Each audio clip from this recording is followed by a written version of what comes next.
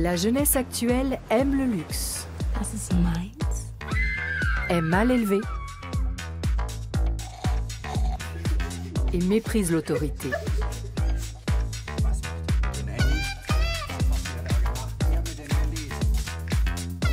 Ainsi Socrate s'emportait-il à propos des adolescents il y a plus de 2000 ans.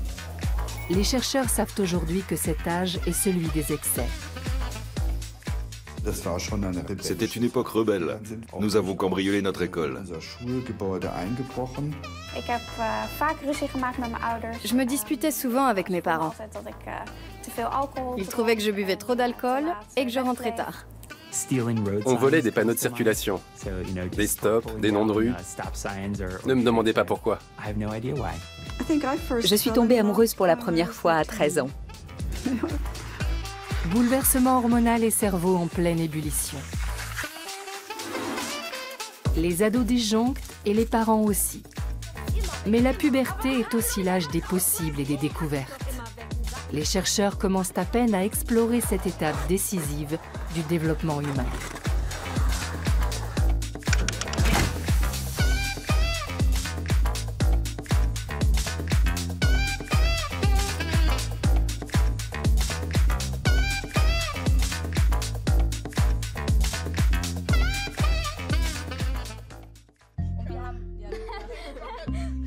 Les adolescents sont des créatures fascinantes, plus tout à fait des enfants, mais pas encore des adultes. Entre 10 et 18 ans, leur corps et leur cerveau se métamorphosent. Ces adultes en devenir sont tout autant irritables et sensibles que curieux et créatifs. Les filles ouvrent le bal généralement vers l'âge de 10 ans. Les garçons emboîtent le pas 1 à 2 ans plus tard. Les ados ne disent pas seulement adieu à leurs jouets. Ils deviennent plus autonomes, plus indépendants et se réfèrent désormais davantage à leurs amis qu'à leurs parents. Si seulement ils pouvaient les reléguer au placard avec les jouets.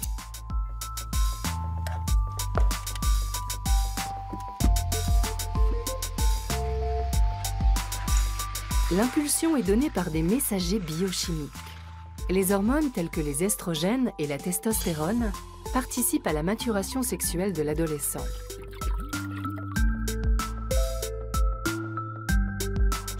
Ce grand chamboulement a une visée biologique, assurer la survie de notre espèce.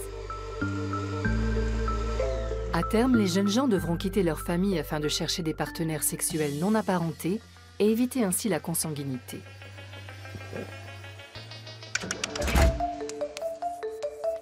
Mais avant cela, tout s'accélère à vitesse grand V. Les bras et les jambes s'allongent. Les ados peuvent prendre 10 cm en 1 an. Chez les filles, les seins se forment, les hanches s'arrondissent.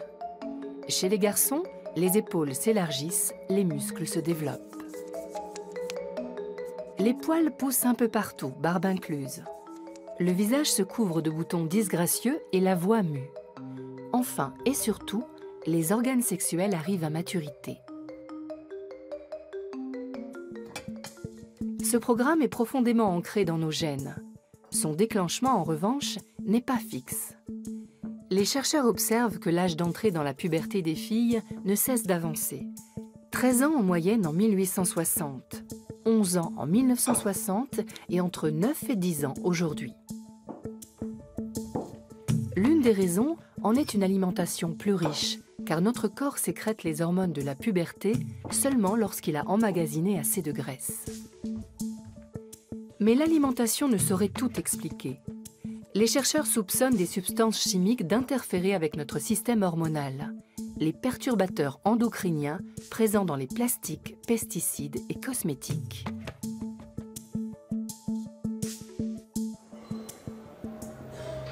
Au CHU de Montpellier, les consultations pour précocité pubertaire chez les filles explosent. Les parents viennent chercher conseil auprès d'un endocrinologue pédiatrique. Le professeur Charles Sultan étudie l'impact des polluants environnementaux sur la puberté.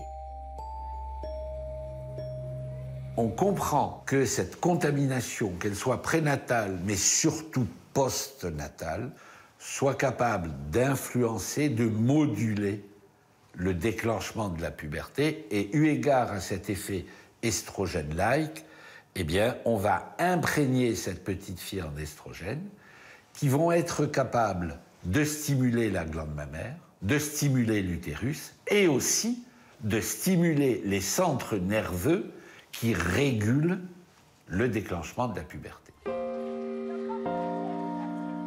La région de Montpellier est une terre viticole. Pour combattre les nuisibles, on traite les vignes avec une grande quantité de pesticides. Le père de ses 2 enfants travaille depuis de nombreuses années avec ces produits. Le garçon présente une puberté tardive, sa petite sœur une puberté précoce. Pour elle, tout a commencé dès l'âge de 7 ans et demi. Une épreuve pour la fillette comme pour sa mère. Ma fille aurait aujourd'hui donc presque 10 ans. C'était très difficile d'accepter ce changement. Ses copines, en fait, elles ont 10 ans, elles commencent à peine à avoir la glande mammaire qui sort. Et elles commencent à peine à mettre des brassières. Moi, ma fille, ça fait environ 1 an et demi, 2 ans qu'elle porte des brassières. Donc elle avait 7-8 ans qu'elle avait des brassières. La fillette a honte et la famille préfère témoigner dans l'anonymat. La mère compte sur l'endocrinologue pour aider sa fille. Le professeur Charles Sultan traite généralement des enfants dont la puberté est perturbée par une anomalie génétique ou par une tumeur. Mais depuis quelques années, les enfants qui ne présentent aucune cause organique sont de plus en plus nombreux en consultation. D'accord. Quelle danse? Classique? Non, hip-hop. Du? Hip-hop. Hip-hop, d'accord. Et des fois Zumba. Et Zumba, d'accord. Nous sommes confrontés à une véritable épidémie de précocité pubertaire. Dans le service, il y a 10-15 ans, on avait une vingtaine de précocités pubertaires à équipe constante. L'an dernier, en 2015, nous avons eu à gérer 106 ou 108 précocités pubertaires, c'est-à-dire 6 fois plus. Une précocité que la fillette vit mal. Toutes ses amies sont encore des enfants, et elle aussi. Et elle a très bien compris, et elle a surtout compris qu'elle voulait... Enfin, elle est d'accord pour ne pas avoir ses règles en classe de CM2, parce que ce serait la seule de sa classe. C'est difficile à gérer à 10 ans. Donc du coup, on a préféré la traiter assez rapidement, et ce avant la rentrée scolaire. Voilà, donc je te mesure. Un traitement à base d'inhibiteurs d'hormones permet de freiner une puberté précoce. Mais le médecin doit d'abord évaluer le stade de développement pubertaire. Pour ce faire, le professeur Charles Sultan travaille avec des radiologues. Durant la croissance, les extrémités osseuses se développent indépendamment de l'os avant de s'y souder en fin de puberté. Une radio de la main révèle l'avancée du développement pubertaire. L'utérus de la fillette est aussi presque entièrement développé. Non traitées, ces perturbations hormonales peuvent avoir de lourdes conséquences. Une enfant qui entre en puberté plus tôt va développer un terrain à risque de surpoids, maladies cardiovasculaires, troubles lipidiques. Donc c'est un terrain à risque. Les spécialistes conseillent d'éviter les perturbateurs endocriniens, ce qui revient à faire une croix sur certains cosmétiques.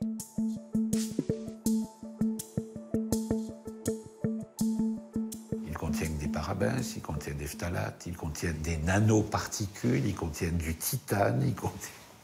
Donc, pourquoi je cite les cosmétiques? Parce qu'il y a une étude américaine qui a été publiée récemment qui montre que lorsque l'on réduit ces cosmétiques chez des adolescentes, j'y viens, eh bien, pendant quelques semaines, on diminue les taux sanguins de perturbateurs endocriniens. Les hormones sont les messagers chimiques de notre corps.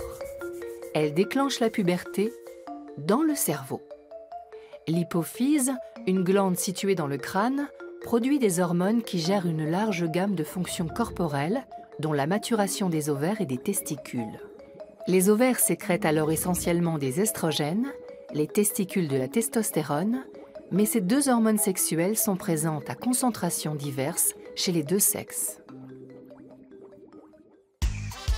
Le corps n'est pas le seul à changer pendant la puberté. Le cerveau aussi est sans dessus-dessous. On a longtemps cru que notre cerveau était définitivement achevé à l'âge de 6 ans. Aujourd'hui, on sait qu'il continue de se développer pendant la puberté et même se restructure entièrement.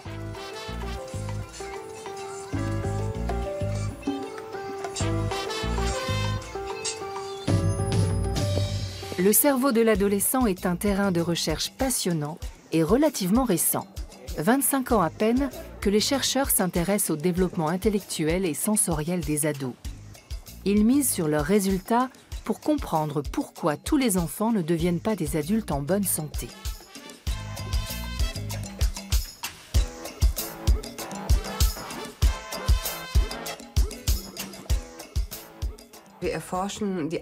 Nous étudions l'adolescence et le développement cérébral de l'adolescent, avant tout pour mieux comprendre pourquoi cette période de la vie est aussi vulnérable.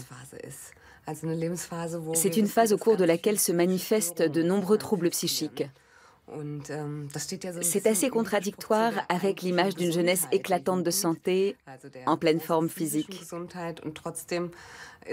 Cette période de la vie est marquée par un taux élevé d'accidents et de décès. C'est aussi le point de départ de nombreux problèmes psychiques. Dépression, anxiété, troubles alimentaires, mais aussi toxicomanie.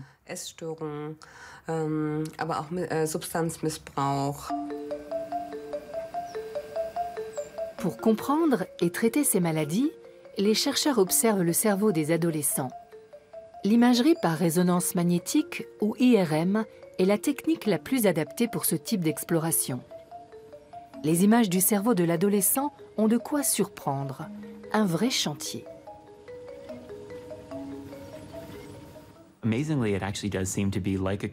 Ça ressemble effectivement à un chantier, avec tout un tas de processus qui se déroulent simultanément. Nous avons encore du mal à avoir une compréhension complète de ce qui s'y passe. Mais nous avons néanmoins acquis quelques certitudes. Nous savons par exemple qu'entre l'enfance, l'adolescence et l'âge adulte, la substance grise du cerveau s'amincit. Les chercheurs comparent le processus d'élimination de la substance grise à celui de l'élagage d'un arbre. Très tôt, le corps élimine les connexions neuronales ou synapses inutiles pour permettre à d'autres de se consolider. Le cerveau peut ainsi travailler plus efficacement. Le cerveau se remodèle en opérant des choix. Il distingue les circuits dont il a besoin de ceux qui s'avèrent moins utiles. À mesure que nous vieillissons, nous élaguons. Nous coupons certaines branches de l'arbre. Nous supprimons les connexions qui ne sont pas sollicitées et nous renforçons celles qui sont utilisées et participent d'un fonctionnement sain.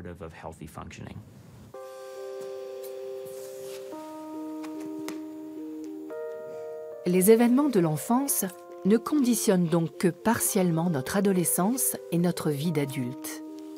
À la puberté, toutes les expériences et connaissances acquises sont de nouveau réévaluées.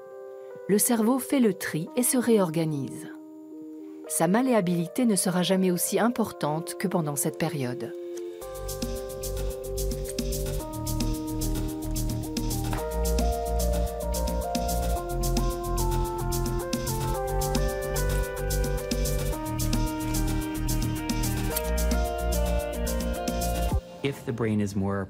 Si le cerveau est plus plastique et plus prompt à se remodeler à l'adolescence, alors les activités pratiquées durant cette période sont probablement celles que nous garderons à l'âge adulte. Restreindre le champ de ces activités risque de compromettre le processus d'apprentissage et de développement. Mais loin de moi l'idée de vouloir taxer ces comportements de négatifs, mauvais ou dangereux. Tout dépend du contexte.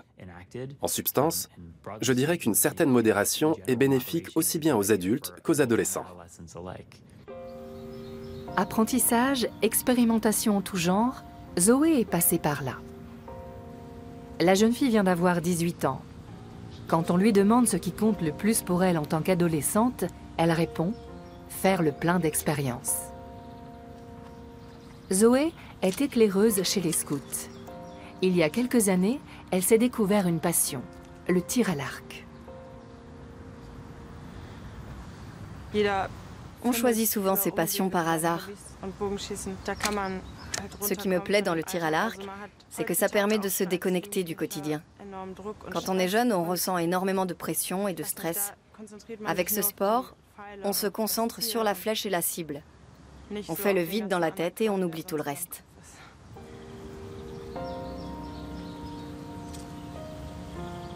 Et Zoé a d'autres objectifs. Plus tard, elle se verrait bien comédienne. Quand j'étais petite, j'étais très fan d'Harry Potter. Je pensais qu'à 11 ans, je recevrais une invitation pour Poudlard, mais je n'ai rien reçu. J'ai alors réfléchi à ce que je pourrais faire si je ne pouvais pas devenir magicienne. Et j'ai décidé de devenir comédienne, parce que ça permet d'être qui on veut.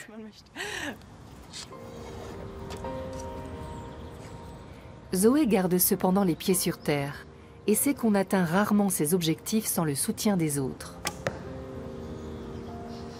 On a besoin, surtout à notre âge, de quelqu'un qui nous guide, nous oriente et nous aide à trouver ce qui nous plaît. Je pense que malheureusement, les parents, ça ne suffit pas. D'autant plus que les parents ont du mal à être au niveau de leurs ados.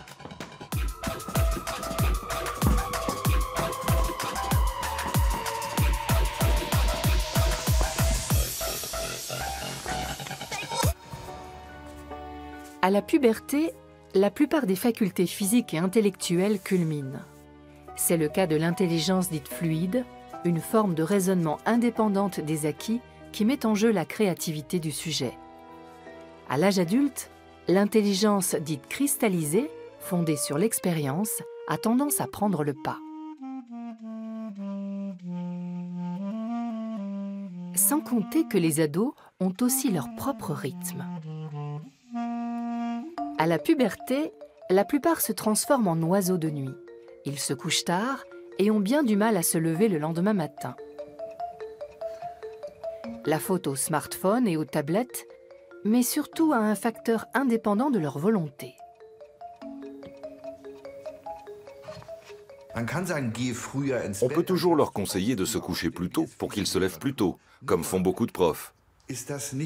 Mais ce n'est pas très productif, car l'horloge interne leur joue un mauvais tour. Elle fait en sorte qu'ils ne puissent pas s'endormir au cours des heures précédant l'ouverture de la fenêtre de sommeil.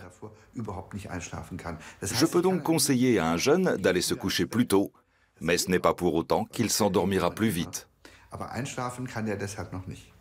Une horloge interne rythmée par la chimie. Chez les adolescents, la mélatonine, ou hormone du sommeil, est sécrétée avec un décalage allant jusqu'à 2 heures. Le réveil dit 7 heures, leur corps dit 5. Quand on est réveillé au milieu de sa nuit, on est apte à absorber ni nourriture ni savoir. L'autre problème est que l'on se trouve ainsi privé d'une partie de son sommeil. Or, cette deuxième moitié de la nuit est, au même titre que la première, très importante, car elle nous permet de fixer les apprentissages dans le cerveau. L'école ne prend pas ces rythmes en compte. En Allemagne, tous les cours commencent dès 8 heures, pour les petits comme pour les grands. Les élèves sont donc sommés de se lever aux aurores.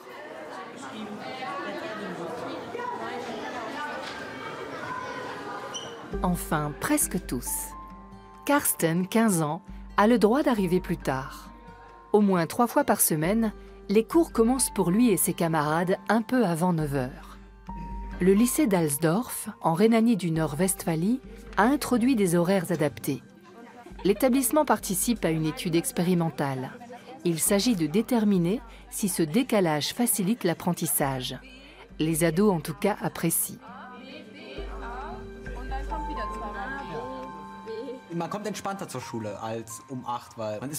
On arrive en cours plus détendu qu'à 8 heures. On est moins à la ramasse.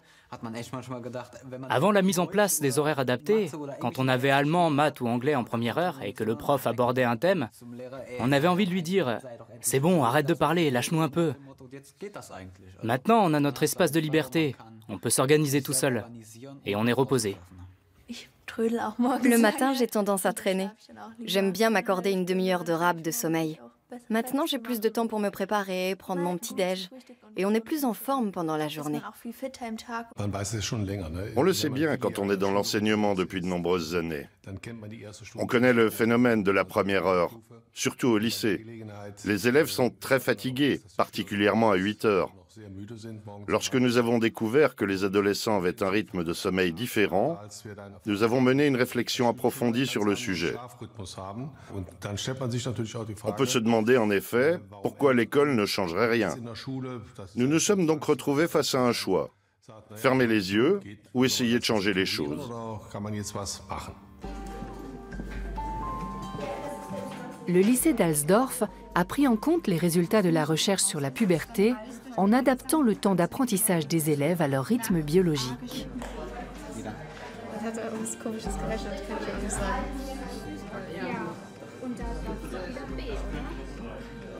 Pour que les chercheurs puissent disposer de mesures objectives, les élèves portent un actimètre au poignet. L'appareil quantifie le moindre mouvement et enregistre le rythme veille-sommeil. Les élèves tiennent aussi un journal de bord de leur sommeil. Quand est-ce que je me suis endormie hier? Les chercheurs veulent savoir si les adolescents bénéficiant d'horaires aménagés dorment effectivement davantage ou se couchent plus tard. Les données des journaux de bord et des actimètres sont évaluées par des chronobiologistes. Les appareils permettent de visualiser le temps de sommeil de chacun, sieste comprise. Avec eux, impossible de mentir. Avec 85 participants, nous avons suffisamment de données pour une évaluation d'ensemble. On voit très bien que cette personne se lève avec une discipline quasi militaire, tous les jours de la semaine à la même heure. Le week-end, en revanche, elle dort beaucoup plus longtemps.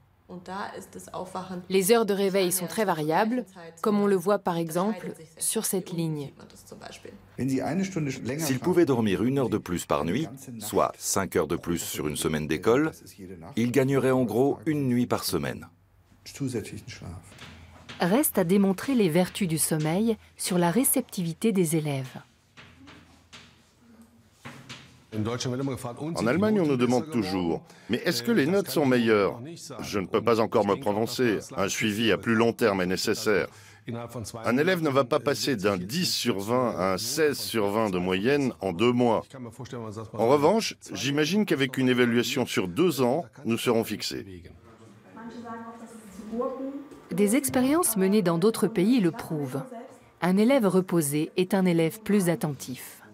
Dans ce lycée, en tout cas, on en est convaincu.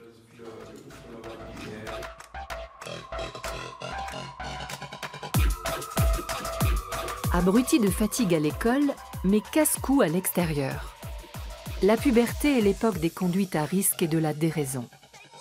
La quête du grand frisson se termine parfois de manière tragique. Mais d'où vient cette envie de tutoyer le danger ? C'est ce que veulent découvrir des chercheurs de Leiden, aux Pays-Bas. Ces adolescents ne sont pas des grimpeurs de l'extrême, et les chercheurs n'ont pas l'intention de leur faire escalader des gratte-ciel. Dans ce laboratoire, on étudie le comportement à risque des jeunes en toute sécurité. Tirza et Sven doivent gonfler des ballons virtuels. Ils touchent de l'argent virtuel à chaque fois que le ballon grossit, mais perdent leur mise s'il éclate.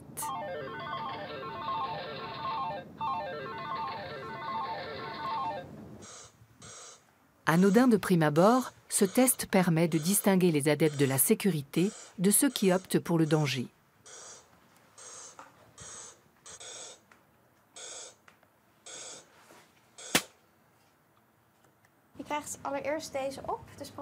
Pour compléter leur évaluation, les chercheurs néerlandais enregistrent l'activité cérébrale des volontaires en utilisant l'imagerie par résonance magnétique. Les adolescents doivent réitérer l'expérience avec les ballons pendant que les scientifiques observent ce qui se passe dans leur cerveau. Les chercheurs ont fait une découverte étonnante. À la puberté, les adolescents ne pensent guère de façon rationnelle, tout du moins quand il s'agit d'évaluer des risques. Leur comportement spontanée et qui relève du réflexe, est contrôlée par des structures cérébrales archaïques.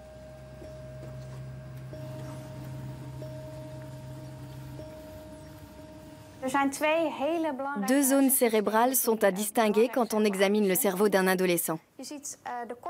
D'une part, le cortex, et plus particulièrement le cortex préfrontal, situé en avant. Cette zone permet notamment le raisonnement logique, le contrôle et l'anticipation de nos actes. D'autre part, des régions ancrées plus profondément dans le cerveau. Elles sont apparues plus tôt au cours de l'évolution et sont aussi présentes chez les animaux. Ce système émotionnel, par exemple, était très actif pendant votre expérience avec les ballons. Nous pensons que ces régions sont nettement plus actives chez les adolescents que chez les enfants ou les adultes. À l'inverse, les régions du cerveau responsables du raisonnement logique, dans le cortex cérébral, sont moins développées chez les adolescents. Parmi les parties les plus archaïques du cerveau se trouve le tronc cérébral, responsable notamment de la régulation des réflexes, comme la respiration et la déglutition.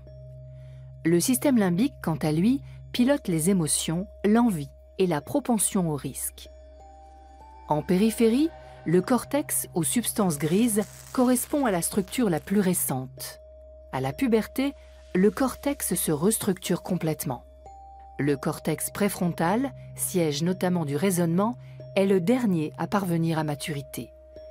Voilà qui explique pourquoi même un ado raisonnable est souvent déraisonnable. Quand on leur pose la question, les adolescents admettent que traverser au feu rouge n'est pas une bonne idée parce qu'ils risquent de provoquer un accident. En revanche, quand ils sont avec leurs amis, ils n'y pensent plus. Ils ont autre chose en tête et ils n'anticipent pas les conséquences éventuelles de leurs actes. Les ados ne manquent donc pas de jugeote, mais celle-ci est souvent mise en veilleuse, d'où le peu d'impact des campagnes de prévention traditionnelles.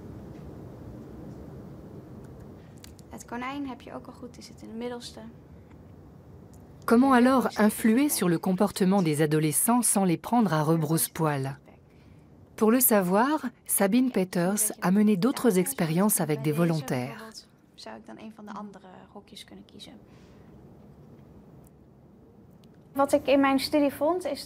Il s'avère que le cerveau des enfants n'est pas réactif au feedback négatif. Avec les années, leur cerveau montre des réactions au retour d'informations négatifs. Cela s'explique par le fait que les feedbacks négatifs sont plus difficiles à traiter. Avec un feedback positif, il suffit de continuer à faire ce qu'on est en train de faire. Avec un feedback négatif, il faut entamer un processus de réflexion, réfléchir à ce que l'on doit changer. Cela demande un travail intellectuel plus important, ce qui est difficile pour un enfant.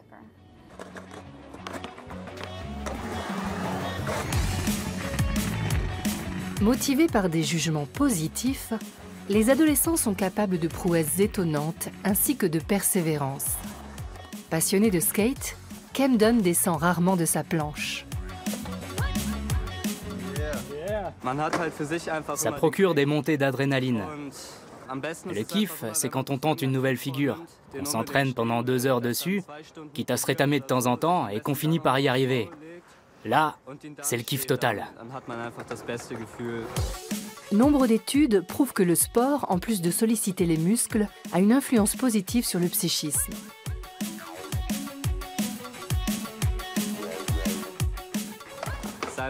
Ça permet de se dépasser.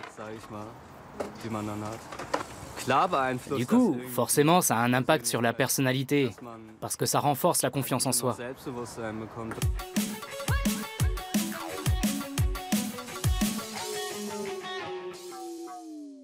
Le sport déclenche dans le cerveau la sécrétion d'endorphine, l'hormone du bonheur. Ce système de récompense n'est pas propre à l'homme. Les animaux aussi recherchent le bien-être et l'euphorie. Les dauphins, par exemple, trouvent leur plaisir dans la neurotoxine libérée par le poisson-globe.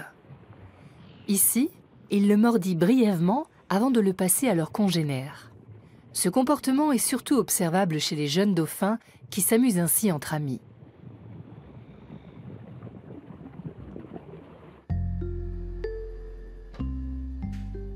Cette quête d'euphorie collective intéresse des chercheurs de l'université Temple de Philadelphie. Ils veulent savoir comment de jeunes souris se comportent avec des substances addictives. Comme de nombreux animaux, les souris ne dédaignent pas l'alcool. Les chercheurs américains veulent savoir si les jeunes souris modifient leur consommation quand elles sont en compagnie d'autres jeunes souris. Les résultats sont surprenants. Nous plaçons des souris en cage et nous observons combien de temps elles passent à siroter le bec de l'abreuvoir. Les résultats sont très similaires à ceux observés chez les humains. Quand on teste les animaux individuellement, on constate que les adolescents passent à peu près le même temps à boire que les adultes. Mais que se passe-t-il quand on les met en présence de congénères? Là, les résultats sont très différents. On constate que seules les souris adolescentes boivent plus longtemps. Elles passent d'autant plus de temps à boire qu'elles sont avec d'autres souris adolescentes. Les adultes, en revanche, ne changent pas leur comportement.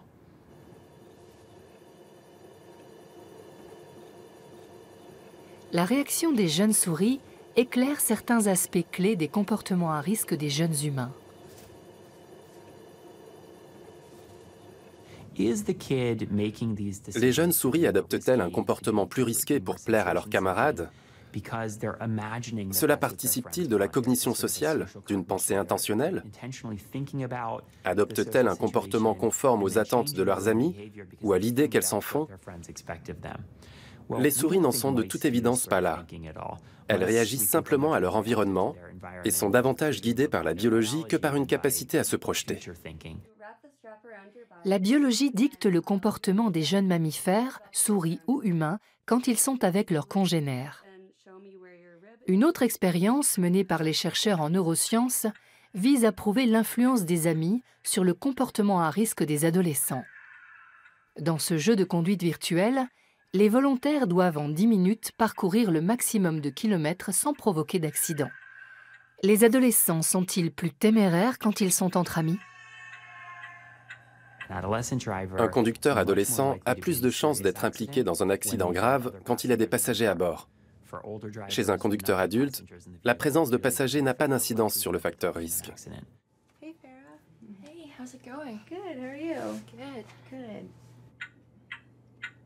Effectivement, dès qu'un ami prend place sur le siège passager, la prise de risque du volontaire augmente chez les filles comme chez les garçons.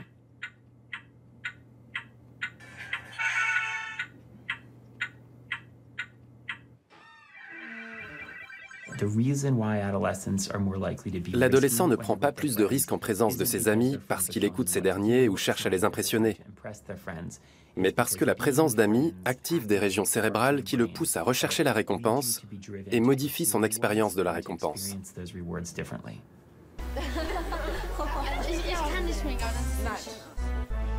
Les adolescents ne peuvent donc pas faire autrement. La recherche du groupe est motivée par la quête de reconnaissance. Ils ont besoin de leur père pour être heureux et avoir confiance en eux. L'appartenance à une communauté de semblables est vitale. Le même maquillage, la même musique, les mêmes soirées. Un comportement logique biologiquement parlant, car les contacts sociaux positifs hors de la famille sont importants pour leur future vie d'adulte. Ils leur permettent de couper le cordon et de fonder leur propre famille. Les ados se façonnent ainsi un nouveau monde, leur monde.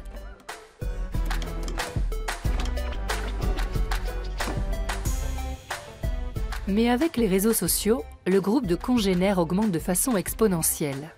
Exit les 4 ou 5 copains du quartier, place aux centaines d'amis du monde entier. Les ados se lèvent et se couchent avec leur téléphone portable.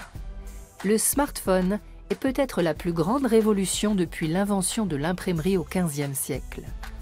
Ces enfants du numérique ont grandi avec Internet. Forcément, les parents s'inquiètent.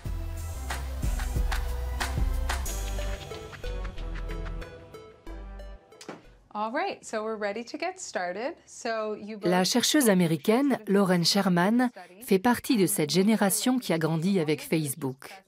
Elle a justement choisi comme domaine de recherche les médias sociaux. Elle cherche par exemple à savoir si Instagram et consorts influencent le jugement des jeunes utilisateurs. Comment les ados réagissent-ils aux avis favorables ou défavorables sur Internet? Ces résultats sont sans appel. Le nombre d'évaluations positives influence leur propre avis. Une photo avec de nombreux likes est perçue positivement par les adolescents. Et quand il s'agit de leur propre photo, la quête de reconnaissance s'apparente à une drogue. La présence de nombreux likes sur une photo de leur propre personne active ce qu'on appelle les noyaux accumbens. Ces structures cérébrales sont impliquées dans le système de récompense qui déclenche la sensation de plaisir. Mais l'aspect intéressant est qu'elles sont aussi impliquées dans la motivation du comportement et l'apprentissage. De quoi rassurer les parents inquiets. Via les réseaux sociaux, les adolescents acquièrent des expériences précieuses sur leur environnement socio-culturel. Reste à savoir s'ils sont obligés d'y passer leur journée. Il est évident que les ados d'aujourd'hui entrent plus facilement en contact avec leurs semblables qu'autrefois. Il suffit pour le vérifier de regarder comment les réseaux sociaux fonctionnent. Un adolescent avec un smartphone a accès à son environnement social à n'importe quel moment, y compris quand il est seul chez lui et n'est pas entouré physiquement par d'autres personnes. Les réseaux sociaux sont un nouveau défi pour les parents et les adolescents, comme l'ont été les livres, le téléphone, la radio et la télévision en leur temps. Les chercheurs en tout cas ne s'affolent guère. Il n'existe aucun élément suggérant que ça endommage notre cerveau, nous rend stupides ou provoque des effets terribles à long terme. Mais ça modifie notre cerveau, c'est indéniable.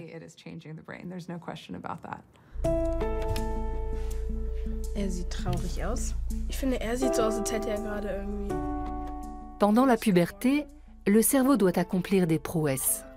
Ce faisant, il commet parfois des erreurs. Des études ont par exemple montré que les adolescents ont du mal à interpréter correctement les expressions du visage. Cela expliquerait pourquoi ils réagissent souvent de façon imprévisible.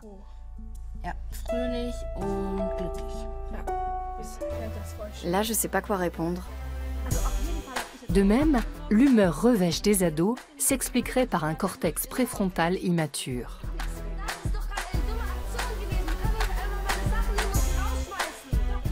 Les parents ont ainsi souvent droit à des débordements émotionnels surgis des régions cérébrales les plus profondes de leur progéniture.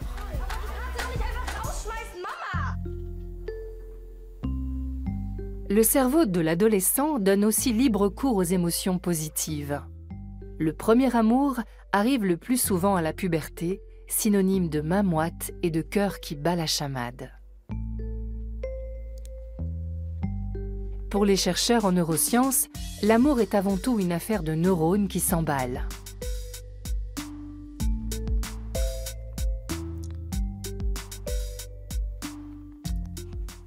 Lucy Brown étudie le plus beau des sentiments depuis plusieurs décennies. Cette neurobiologiste new-yorkaise a découvert que l'amour prend sa source dans le tronc cérébral, une région primitive du cerveau qui échappe à notre contrôle conscient.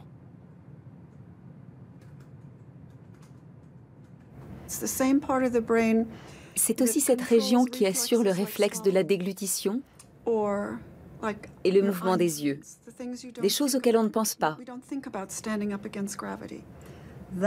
C'est ici que ça se passe. Ces données nous ont fait comprendre que l'amour romantique est une pulsion. Ce n'est pas une émotion consciente, telle que l'euphorie ou l'anxiété. L'amour génère une large gamme d'émotions.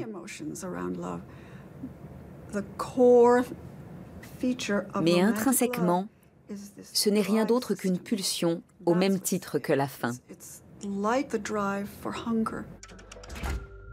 Cette région est aussi impliquée dans l'addiction aux drogues.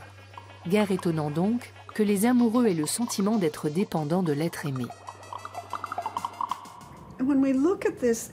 L'examen de cette région du cerveau consiste à caractériser la nature des neurones présents, ainsi que le type de médiateur chimique impliqué.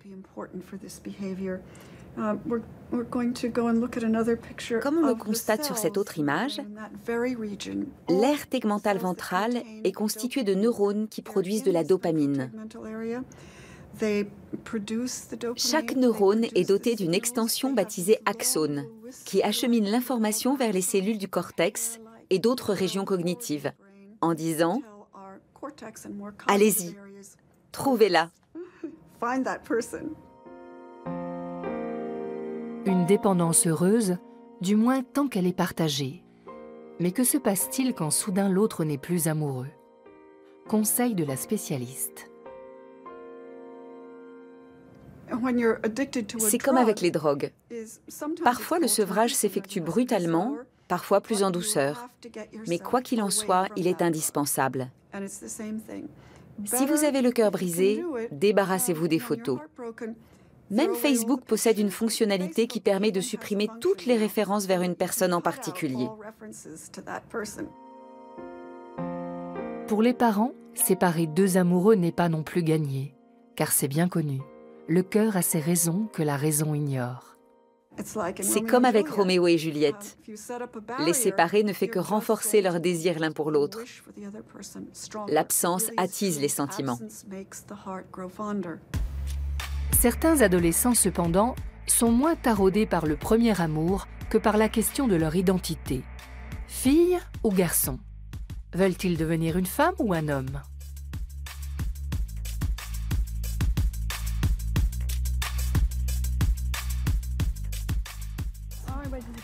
Jessica fête son 17e anniversaire avec des copines. Cette jeune fille est née garçon, mais a toujours eu le sentiment de ne pas être dans le bon corps. La décision a été prise au début de l'adolescence. Happy birthday to you.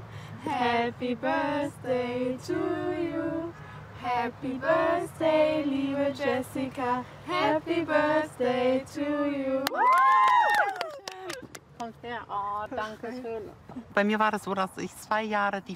Ça s'est fait à 14 ans, 2 ans après mon entrée en puberté. J'ai eu la chance d'arrêter mon développement pubertaire avec un médicament inhibiteur prescrit par mon endocrinologue. Ça a tout de suite tout arrêté. Faire d'un garçon une fille, plus simple à dire qu'à faire. C'est avant tout un processus de longue haleine. Jessica suit une psychothérapie depuis plusieurs années. Avant de recevoir un traitement hormonal, elle a d'abord été diagnostiquée comme souffrant d'un trouble de l'identité de genre. L'androcure bloque la puberté masculine et freine la production de testostérone. Et les estrogènes de synthèse permettent de diminuer encore un peu la production de testostérone et induisent une puberté féminine. Jessica est suivie par le docteur Bernd Meyenburg, un spécialiste des troubles de l'identité de genre. Quand il a débuté il y a 40 ans, seuls des adultes venaient le consulter. Aujourd'hui, le psychiatre traite de plus en plus d'enfants et d'adolescents. La puberté est une période de grande souffrance. Elle s'accompagne de manifestations dépressives sévères, automutilation, tentatives de suicide. Certains adolescents sont désespérés et ont l'impression d'être dans une impasse. Le mieux que nous puissions faire est de les aider sur le long terme. Dans un premier temps, les inhibiteurs d'hormones bloquent la puberté. Plus tard, le médecin prescrit une préparation hormonale destinée à féminiser le corps masculin ou inversement. Même s'ils ne font pas l'unanimité, les avantages d'un traitement précoce sont défendus par un grand nombre de spécialistes. Nous disposons désormais de toute une série d'études et de suivis qui montrent que les résultats s'en trouvent considérablement améliorés. Quand on permet par exemple à des garçons de ne pas avoir de barbe ou de ne pas muer, ils s'en sortent évidemment beaucoup mieux. Idem pour les filles. Empêcher le développement de la poitrine leur épargne par la suite une ablation chirurgicale. Des progrès dont le médecin se félicite, même si l'inadéquation entre le sexe biologique et le genre ressenti reste une souffrance. On sait encore peu de choses sur ces causes. Parmi les hypothèses émises, un déséquilibre hormonal pendant la grossesse. On suppose que cela doit se passer durant une courte fenêtre temporelle. Pas pendant toute la grossesse, mais seulement au cours du dernier trimestre. Pendant cette courte période, les hormones opposées prédominent, ce qui peut conduire en quelque sorte à une commande inversée du cerveau.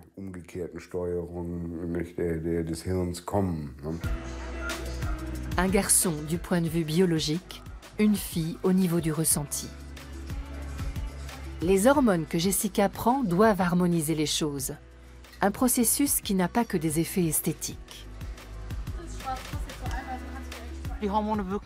Les hormones n'agissent pas que sur l'apparence corporelle, mais aussi sur ce qui se passe dans la tête. On devient plus émotif. C'est comme si le cerveau dominé par la testostérone devenait un peu plus féminin. Ce ne sont donc pas seulement les gènes qui font de nous des hommes ou des femmes. Malgré tout, les deux sexes ont bel et bien des spécificités. Le cerveau des garçons présente un développement de 10% supérieur à celui des filles, ce qui ne signifie pas pour autant qu'ils sont plus intelligents. La façon dont le cerveau masculin traite la sérotonine et la testostérone explique que les garçons ont du mal à rester assis sans bouger et sont plus agressifs. Les filles sont plus douées pour le langage, mais ont, paraît-il, un moins bon sens de l'orientation. Cet exercice consiste à évaluer tes capacités à te représenter mentalement des objets lorsque tu les fais tourner. Par exemple, est-ce que tu sais lire une carte à l'envers? La pédopsychiatre Kerstin Conrad mène une expérience sur la différenciation sexuelle du cerveau. Est-elle d'origine génétique, hormonale ou relève-t-elle de l'acquis? Les garçons obtiennent généralement de meilleurs résultats que les filles dans ces exercices de rotation mentale. Ces différences apparaissent néanmoins seulement pendant ou après la puberté. La testostérone pourrait jouer un rôle déterminant car les femmes ont un meilleur sens de l'orientation à certains moments de leur cycle menstruel. Leur cerveau fonctionne alors différemment. Kerstin Conrad cherche à comprendre les mécanismes qui entrent en jeu ainsi que l'influence des stéréotypes sexuels pendant l'éducation et le pourquoi des exceptions. Super, tu as beaucoup de points. C'est inhabituel pour une fille d'être aussi rapide. Tu t'en es parfaitement bien sortie. Comme nous venons de le voir, il y a des filles très fortes, comme il y a des garçons très faibles. Néanmoins, quand on mène des études à grande échelle et que l'on compare de larges échantillons, on constate que les garçons réussissent mieux ces exercices de rotation mentale que les filles. Nous supposons que les hormones jouent un rôle déterminant. Testostérone, progestérone et estrogène influencent le rythme de maturation de certaines régions cérébrales. Celles-ci se développent ainsi plus ou moins vite selon le sexe, entraînant entre autres conséquences une différence de sensibilité entre les filles et les garçons. Ces électrodes mesurent la conductivité électrique de la peau ainsi que la fréquence cardiaque. Le jeune Ilya a-t-il une sensibilité différente de Rachel? Je vais vous demander de regarder cet extrait de film en silence et sans bouger.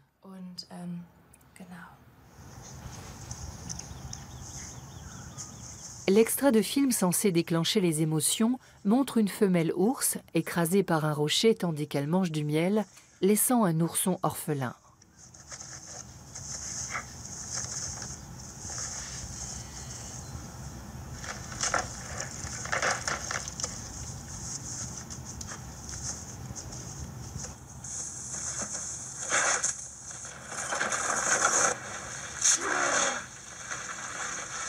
Les filles réagissent souvent de façon plus émotionnelle. En cause, selon toute hypothèse, un développement différent de l'amygdale cérébrale. Cette région contrôle les émotions et peut, en cas de dysfonctionnement, déclencher des dépressions. On peut s'interroger sur un lien avec le développement de certaines maladies. Après la puberté, les garçons ont une amygdale plus volumineuse que les filles. Et ce volume plus important est peut-être un facteur de protection contre les maladies comme la dépression et l'anxiété, dont nous savons qu'elles ont à voir avec les émotions et leur régulation. Les garçons sont beaucoup moins touchés que les filles, mais seulement après la puberté. Avant la puberté, les dépressions sont aussi fréquentes chez les garçons que chez les filles. La puberté dure 8 ans. C'est l'âge des conflits et des prises de risques, mais aussi celui des découvertes et de tous les possibles. La transition entre l'enfance et l'âge adulte. À la puberté, le cerveau fait preuve d'une plasticité étonnante et les adolescents se révèlent particulièrement réceptifs. La plupart des facultés physiques et intellectuelles sont à leur maximum. Bien entourés, les adolescents peuvent apprendre énormément. Comme la recherche le montre, la puberté n'est pas vouée à être un cauchemar, ni pour les parents, ni pour les ados. Bien au contraire, c'est une période prodigieuse où l'on pose les jalons de sa vie future. C'est une phase critique, de grande vulnérabilité, mais c'est aussi une période d'immenses potentialités qui peuvent et doivent être exploitées. Quand on est jeune, on a des idées qui sortent de l'ordinaire. On a tendance à prendre plus de risques et à se placer dans des situations inédites, à l'issue incertaine.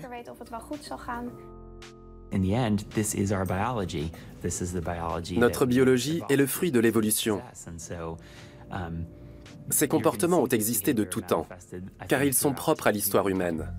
Que l'on se rassure, à la fin de ces années rebelles, ce sont des adultes plus ou moins raisonnables qui nous feront face. Des adultes qui traceront leur chemin et construiront leur monde. Et qui finiront par se plaindre, comme Socrate, que décidément, la jeunesse n'est plus ce qu'elle était.